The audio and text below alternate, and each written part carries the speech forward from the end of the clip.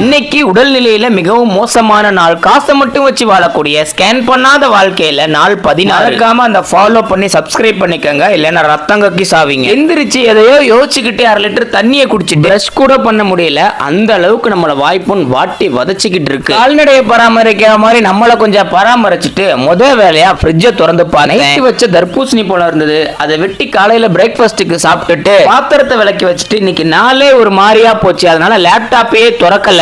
சாயங்காலமா நம்ம அழகை மேம்படுத்த முடித்திருத்தும் கடைக்கு போனேன். வழக்கம் போலதான். பெங்களூர்ல தமிழ் முடித்திருத்தும் கடை இருக்குமா? இல்ல. ஒண்ணு கன்னடா, அதுவும் நமக்கு கொஞ்சம் கொஞ்சம் தெரியும். இல்ல வழக்கம் போல நம்ம நண்பர்கள், வடக்கு நண்பர்கள், அவங்க கிட்ட முடித்திருத்துறதுக்கு நம்ம சொன்னா அவங்க ஒரு மாதிரி திருத்துவாங்க.